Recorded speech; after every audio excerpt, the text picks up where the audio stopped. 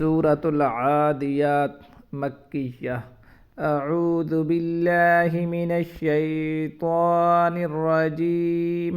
বিসমিল্লাহির রাহমানির রাহিম।